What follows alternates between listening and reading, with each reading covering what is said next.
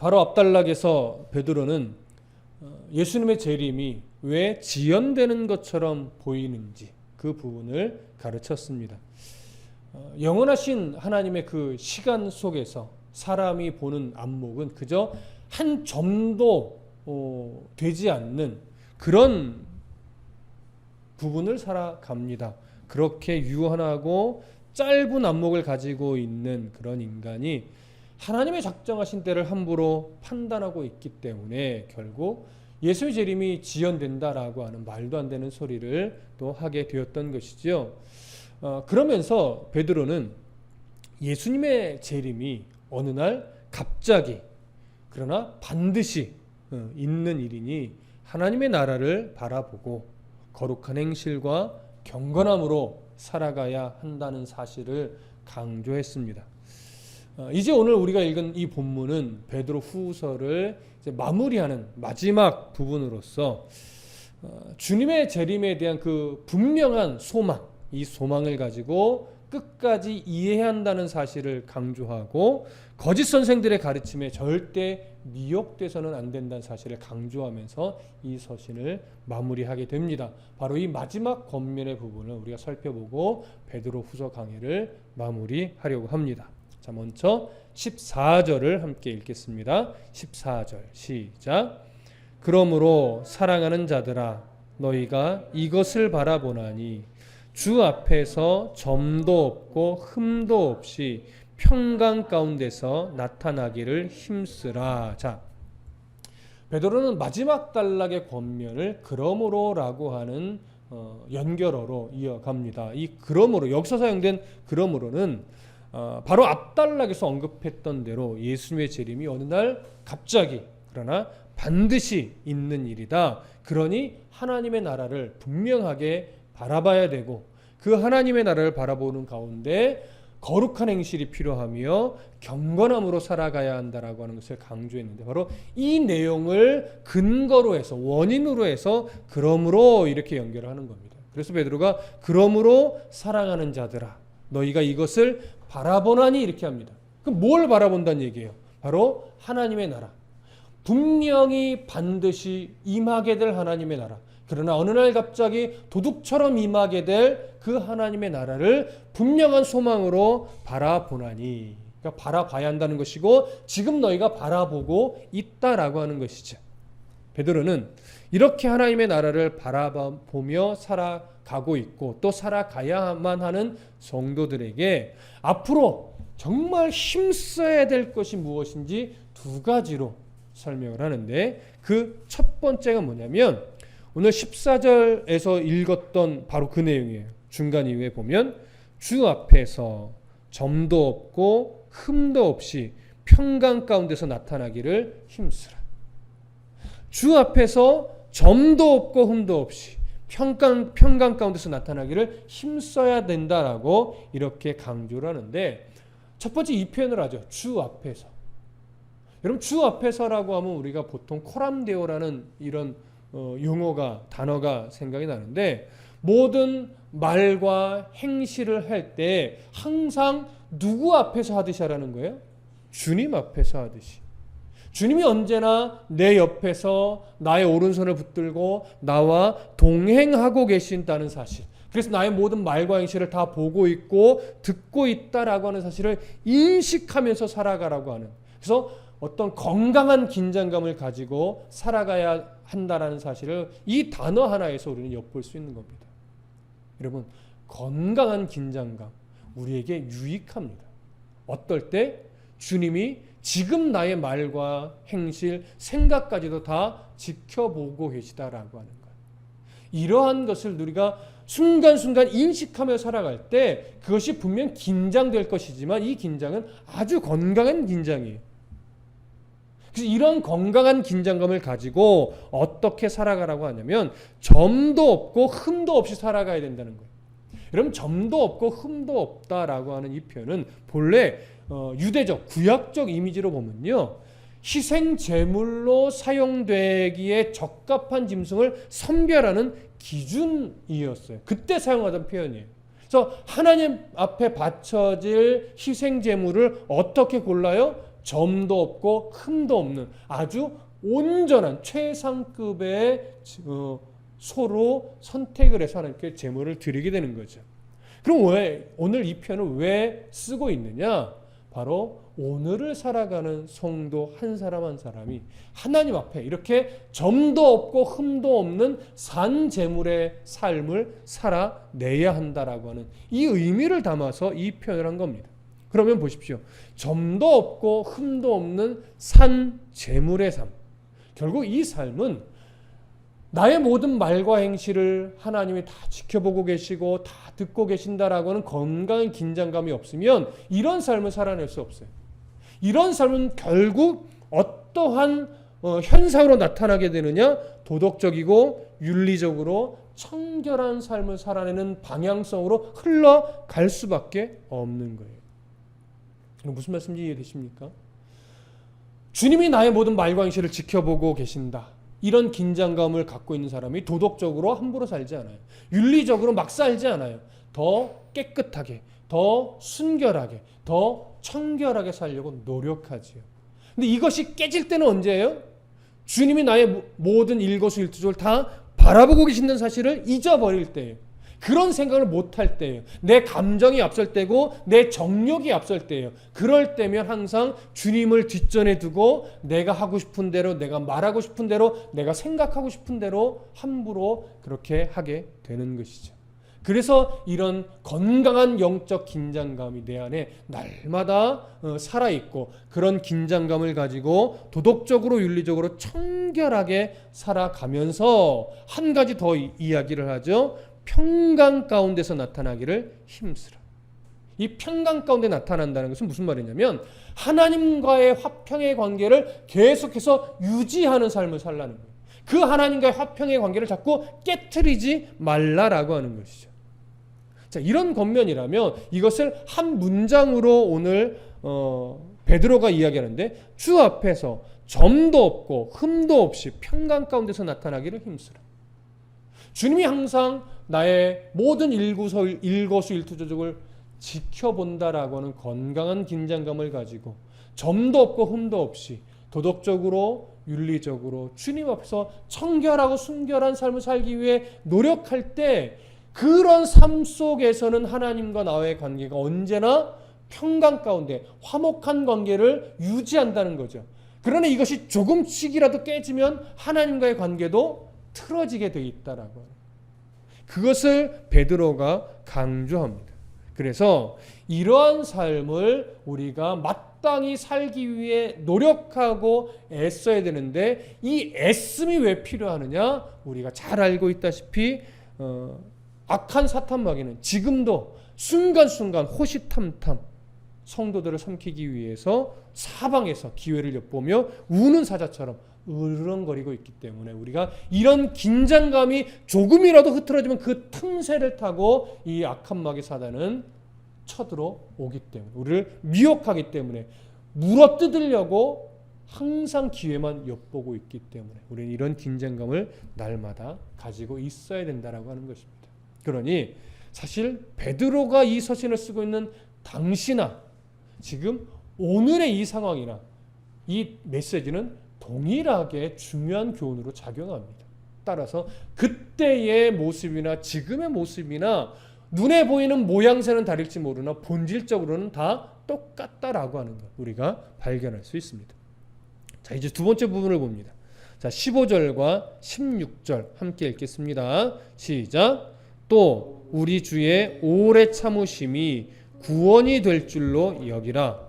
우리가 사랑하는 형제 바울도 그 받은 지혜대로 너희에게 이같이 썼고 또 그 모든 편지에도 이런 일에 관하여 말하였으되 그 중에 알기 어려운 것이 덜어 있으니 무식한 자들과 굳세지 못한 자들이 다른 성경과 같이 그것도 억지로 풀다가 스스로 멸망에 이르느니라. 자, 베드로가 두 번째 힘써야 할 내용으로 지금 강조한 것은 뭐냐면 15절 바로 앞부분에 우리 주의 오래 참으심이 구원이 될 줄로 여기라 라고 하는 거예요. 이 표현을 좀 뒤집어서 생각해 보면 이런 의미가 있죠. 하나님이 만일 오래 참지 않으셨다면 이미 이 땅에 뭐가 임했을 거라는 거예요? 심판이 임했을 거라는 의미가 담겨 있습니다. 그렇기 때문에 하나님의 이 오래 참으시는 것은 인간의 연약함을 배려하는 거예요. 그래서 의로운 진노를 하나님이 억제하시고 우리에게 회개의 기회를 주는 것이고, 또 믿음을 갖고 믿음의 시련을 견디어내고 있는 그래도 건강한 성도들에게는 무슨 기회를 주는 거냐면 예수 그리스도의 성품을 닮아가는 성화의 기회를 허락하시는 겁니다.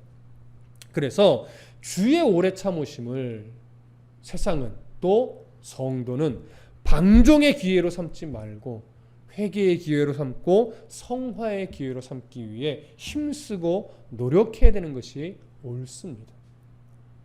자, 이 부분을 베드로가 강조하기 위해서 누구를 한번 살짝 끌어당기냐면 바울을 끌어당깁니다. 그래서 뭐라고 표현하냐면 우리가 사랑하는 형제 바울도 그 받은 지혜대로 너희에게 이같이 썼고, 또 16절에 그 모든 편지에도 이런 일에 관하여 말하였으되 그 중에 알기 어려운 것이 더러 있으니 무식한 자들과 굳세지 못한 자들이 다른 성경과 같이 그것도 억지로 풀다가 스스로 멸망에 이르느니라, 이렇게 표현합니다. 그래서 이제 바울을 끄집어 오는데, 바울이 받은 지혜대로 너에게 이같이 썼고 라고 하는 것은요, 바울의 여러 서신들을 말하는 겁니다. 바울이 썼던 편지들. 대표적으로 한 예를 들면 로마서 2장 4절의 내용을 이렇게 끄집어왔다라고 볼 수 있는데, 로마서 2장 4절에 보면 이렇게 되어 있습니다. 혹 네가 하나님의 인자하심이 너를 인도하여 회개하게 하심을 알지 못하여 그의 인자하심과 용납하심과 길이 참으심이 풍성함을 멸시하느냐. 바울의 전체 서신을 지금 끄집어 오는 거지만 그 중에 오늘 14절에, 그러니까 15절의 내용과 부합한 구절은 로마서 2장 4절이죠. 하나님의 그 인자하심과 용납하심과 길이 참으심이 풍성함을 멸시하느냐, 그러지 말라라고 하는 건데, 왜 지금 바울의 이야기를 끄집어 오느냐? 베드로가 이렇게 서신을 쓰고 사역할 당시 이미 여러 지역의 그 교회 공동체들은요, 바울의 서신들이 전하여졌고 그들이 그것을 읽었으며 그 바울의 어떤 신학적 견해들이나 가르치는 내용을 많이들 알고 있었어요. 그리고 많이들 수용하고 있었어요. 그래서 지금 너희들이 아는 바와 같이 바울도 이렇게 가르쳤고 나도 또 이렇게 가르친다. 그래서 너희들이 유념해서 들어야 된다. 지금 이 부분을 강조하고 싶은 겁니다. 그래서 바울의 이야기를 끄집어 오는데, 바울의 이야기를 끄집어 오면서 이제 이렇게 이야기를 합니다. 16절 보시면 또 그 모든 편지에도 이런 일에 관하여 말하였으되. 자, 여기 그 모든 편지에도라고 하는 것은 어쨌든 베드로가 이 서신을 쓸 당시까지 바울이 썼던 여러 서신들을 다 총망라하는 겁니다. 그 모든 서신들에도 이런 일에 관하여 말했대요. 그럼 이런 일은 뭐겠습니까? 지금 베드로가 그동안 이 베드로 후서에서 강조했던 내용들을 말하는 거예요. 그 주된 골자는 이거죠. 하나님의 오래 참으심, 또 주님의 재림의 날과 관련된 내용들, 또 굳이 하나를 덧붙인다면 거짓 선생들의 왜곡된 가르침과 관련된 내용들, 이런 내용들을 자신만 지금 특별하게 언급하는 것이 아니라 이미 바울도 여러 교회 편지를 쓰면서 그러한 일들을 이미 언급했었다라고 하는 거예요. 그래서 너희들도 알고 있을 것이고 나도 너희들이 알고 있는 바를 지금 다시 한번 강조해서 가르치는 것이니 이 권면을 잘 들으라라고 하는 것이죠. 자, 이런 내용을 좀 정확히 볼 때 베드로도 바울의 여러 서신들을 다 읽어보았다는 걸까요? 읽어보지 못했다는 걸까요? 다 읽어보았다는 얘기예요. 그리고 바울의 서신들을 읽고 거의 대부분 다 베드로도 동일하게 동의하고 인정하고 있었다라고 우리가 볼 수 있는 근거가 되는 구절일 겁니다. 자, 그런데 이렇게 바울 서신의 내용을 언급하면서 중요한 한 문장을 제시하는데, 그것이 뭐냐면 16절 중간이에요. 이렇게 말합니다. 그 중에 알기 어려운 것이 더러 있으니 무식한 자들과 굳세지 못한 자들이 다른 성경과 같이 그것도 억지로 풀다가 스스로 멸망에 이르느니라, 이렇게 말합니다. 아주 중요한 구절이에요. 자, 그 중에 알기 어려운 것이 더러 있으니라는 표현. 얼핏 보면 바울이 일부분은 잘못 썼다 이렇게 여겨질 소지가 있지만 이 부분은 그런 의미가 아닙니다. 잘못 쓴 것이 있다라고 하는 의미가 아니라 믿음이 아직 성숙하지 못한 자가 보면 자칫 오해할 수 있는 표현들도 있다라고 하는 거예요. 예를 들어 이신칭의 같은 거죠. 이신칭의 같은 교리들, 로마서 3장에 기록된 이런 내용들을 읽다가 보면 자칫 어떤 오해를 할 수 있어요? 성화적 삶을 소홀히 해도 상관없다라고 하는 식의 왜곡된 이해를 가질 수 있다라고 하는 거예요. 그러니까 이런 요소들이 일부 있음을 베드로가 인정하는 거예요. 그러나 실제로 이런 어떤 이신칭에 관련된 부분도 그들이 잘못 이해하는 것과는 달리 바울의 강조점은 뭐예요? 믿음과 함께 행위도 중요하다는 것이 그 밑바탕에 깔려 있죠. 바로 그 오해되는 부분을 바로잡기 위해서 쓴 서신서가 누구의 서신서예요? 야고보의 서신서죠. 우리는 주일에 야고보서를 강의하면서도 여러분 얼핏 느끼셨을 텐데 베드로 후서의 어떤 내용적 중심과 야고보서의 내용적 중심이 거의 비슷해요. 그래서 야고보가 강조하면서 행위를 강조했던 것들이 바로 이런 오해를 바로잡기 위한 면이 상당히 있음을 우리는 이미 확인을 했습니다. 오늘 베드로도 바로 이런 일들이, 이런 현상들이 일어날 것을 염려해서 무슨 말을 하냐면 무식한 자들과 굳세지 못한 자들이 다른 성경과 같이 그것도 억지로 풀다가 스스로 멸망에 이른다라고 하는 표현한 거예요. 자, 그러면 여기서 무식한 자들 어떤 의미일까요? 학식이 모자란 자들? 그런 의미가 아니에요. 여기서 무식한 자들은요, 원어로 보면 배우지 못한 자들이라는 의미에 가까운데 이 배우지 못했다라고 하는 것은 어떤 의미냐면 사도들로부터 영적 교육 또 성경 교육을 제대로 받지 못했다라고 하는 거예요. 그러니까 이렇게 바른 하나님 말씀을 바르게 배우지 못한 사람들과 또 굳세지 못한 자들이라고 하죠. 이 굳세지 못한 자들은 누구냐면 그렇게 사도들이나 또 교회의 어떤 성경 교사들을 통해서 가르침을 받았어도 아직 진리를 깨닫는 그 부분에 있어서는 깊지 못해서 자신의 생각으로 잘못 해석할 여지가 있는 사람들, 그러니까 아직 신앙이 여린 사람들이죠. 결국은 성경을 바라보는 눈이 아직 미약한 사람들, 이런 사람들을 의미하는 겁니다. 자, 이렇게 두 부류의 사람들, 성경 교육을 바르게 받지 못한 사람들, 받았다 할지라도 그 믿음의 깊이나 어떤 신앙 수준이 약해서 아직 성경의 의미를 깊이 깨닫지 못한 자들, 이 두 부류의 사람들을 이야기하는데 그들이 이런 위험이 있다라고 얘기해요. 다른 성경과 같이, 여기 다른 성경은 구약 성경을 말합니다. 다른 성경과 같이 그것도 억지로 풀다가, 이 말은 뭐예요? 구약 성경을 억지로 풀다가 왜곡된 이해를 가졌던 그러한 자들처럼 이 바울의 서신도 억지로 풀다가 스스로 멸망에 이른다라고 말하는 겁니다. 베드로후서 1장 20절에서 이런 말씀을 나눴었죠. 성경의 모든 예언은 사사로이 풀 것이 아니니. 사실 같은 맥락의 표현입니다. 베드로서 1장 20절에서 말한 성경의 모든 예언은 사사로 풀 것이 아니라 라고 하는 이 말은 구약 성경에 기록된 예수님의 재림과 어떤 예언의 말씀들, 이런 말씀들을 분명한 성경적 근거가 아니라 개인적인 어떤 경험이나 개인적인 생각을 가지고 해석해서는 안 된다라는 의도로 바로 베드로서 1장 20절의 말씀이 의미를 가지고 있다면 지금 이 부분에서는요, 바울 서신을 대할 때 이런 난해한 부분들을 해석함에 있어서 바울의 의도, 바울의 관점을 전혀 보지 않고 그저 자신의 개인적인 생각, 개인적인 경험에 의지해서 자기 마음대로 해석하는 자가 있어서는 안 된다라고 하는 거예요. 근데 그걸 자기 마음대로 해석한 자의 그러니까 여러 부류가 있죠. 그 대표적인 부류가 누구겠어요? 베드로후서에서 계속 드러나고 있는 거짓 선생들이죠. 분명 손에 성경을 들고 있지만 이 성경을 왜곡되게 이해하고 왜곡되게 가르침으로 말미암아 자기도 멸망의 백성이 되어 있고 다른 성도들도 멸망의 백성이 되도록 끌고 가려고 하는 이런 자가 되어 있다라고 하는 건데 바로 이런 류의 사람이 되면 안 된다라고 하는 겁니다. 그것을 지금 베드로가 강조하고 있는 거예요. 그래서 두 가지죠. 첫 번째는 뭐였습니까? 바로 주 앞에서 점도 없고 흠도 없이 평강 가운데 나타나기를 힘써야 된다라고 하는 것이고, 그러니까 건강한 긴장감을 가지고 삶의 모든 부분을 하나님과의 관계를 흐트러뜨리지 말고 바른 삶을 살아내야 된다. 하나님의 뜻 안에서 이것이 첫 번째 강조이고, 두 번째는 결국 뭐예요? 하나님의 어떤 말씀, 사도들의 가르침을 바르게 배워서 왜곡된 이해 속에서 왜곡된 삶을 사는 모습으로 나타내서는 절대 안 된다. 이 두 가지를 강조하는 것이. 자, 이제 마지막 17절과 18절을 읽겠습니다. 시작.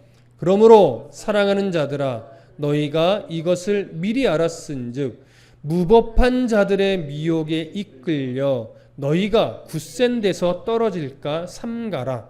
오직 우리 주 곧 구주 예수 그리스도의 은혜와 그를 아는 지식에서 자라가라.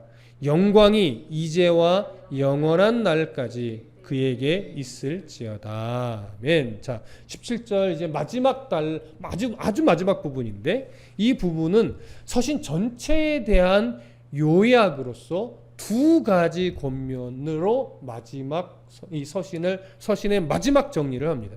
자, 그러므로 이렇게 연결. 이 그러므로는 서신 전체를 원인으로 받는 연결어입니다. 그래서 사랑하는 자들아 너희가 이것을 미리 알았은즉 이렇게 표현하죠. 이것은 뭐냐면 지금 베드로 후서에서 가장 강조하고 있는 중심, 바로 종말과 재림에 관한 진리들, 그리고 거짓 선생들의 왜곡된 가르침을 지적하는 이 내용들을 너희가 이제 이 서신을 통해서 확실하게 알게 되었으니, 옳은 것은 이것이 옳은 것이구나 라고 하는 걸 알았고, 그른 것은 이것이 문제구나 라고 하는 사실을 이제 알았으니, 이 알았다라고 하는 사실을 근거로 해서 이제 이 권면을 받으라고 하면서 했던 첫 번째 권면은 이겁니다. 무법한 자들의 미혹에 이끌려 너희가 굳센 데서 떨어질까 삼가라. 자, 그러면 무법한 자들 누구를 말하겠습니까?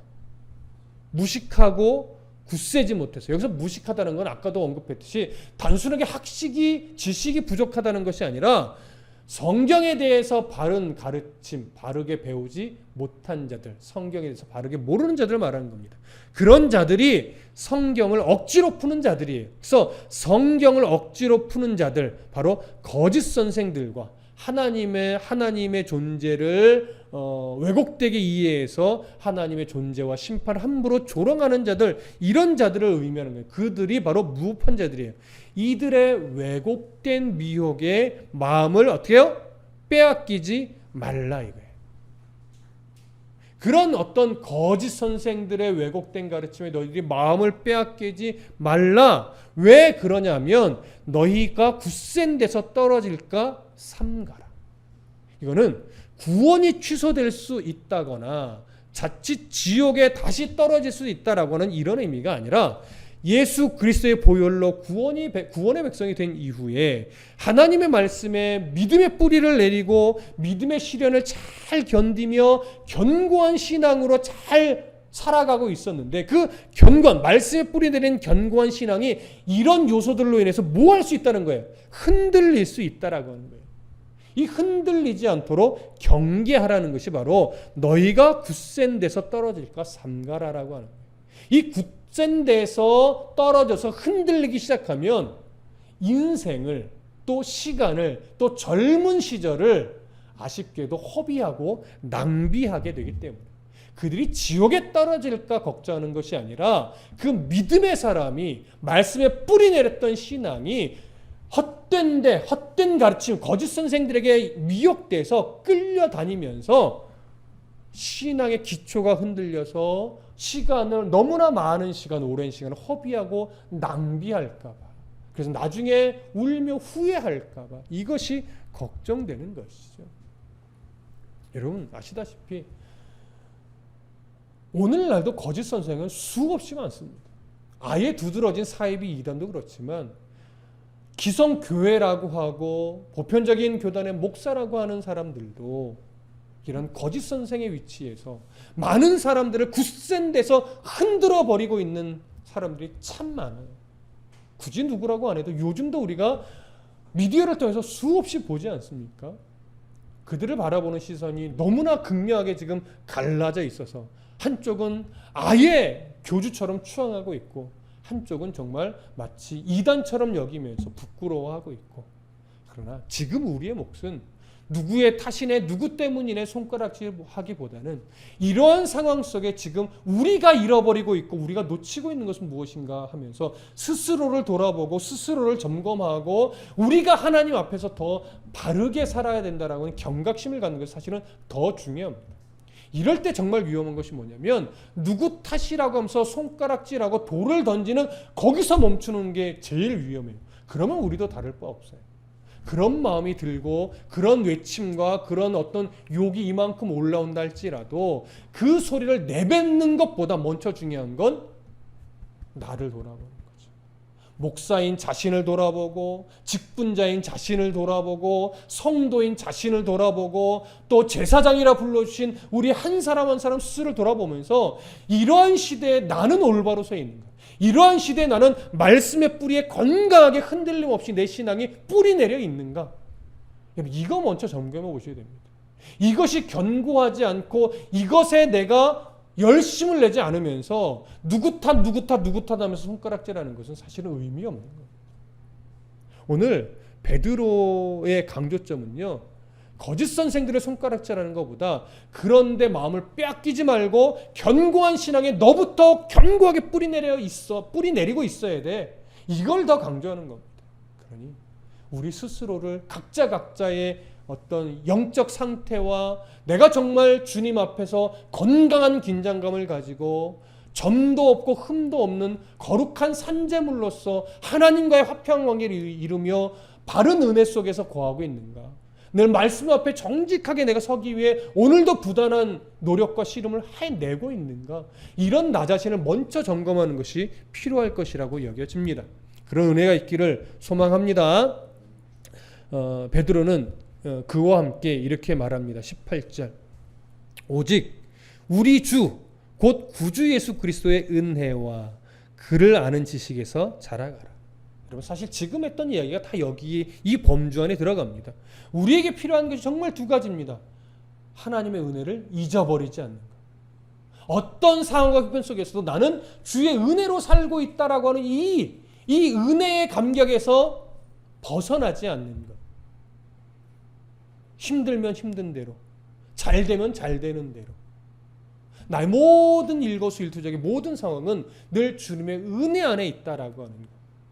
이것을 잊지 말고 항상 주의 은혜 속에서 살아가는 것 놓치지 않아야 되는 것이고, 두 번째 뭡니까? 그를 아는 지식에서 자라가는 겁니다. 하나님을 아는 지식. 여러분, 하나님을 아는 지식은 기본적으로 무엇을 근거로 해서 알아가는 거예요? 성경을 통해서 알아가는 거예요. 여러분, 성경을 공부한다는 게 결국 뭡니까? 학문적으로 공부한다는 의미가 아니에요. 그 성경을 기록한 하나님의 의도를 바르게 알기 위해서 우리가 노력한다라고 하는 것이고, 그렇게 노력해서 알게 된 하나님의 그 마음들, 의도들, 그 뜻들을 머릿속에 저장한다는 것이 아니라 가슴에 담아서 삶에 적용시켜 간다는 거죠. 태도가 바뀌고 생각이 바뀌고 행실이 바뀌고, 그러면서 정말 나의 말과 행실이 예수 그리스도의 성품을 닮아가는 그 원동력이 되게 하는 거예요.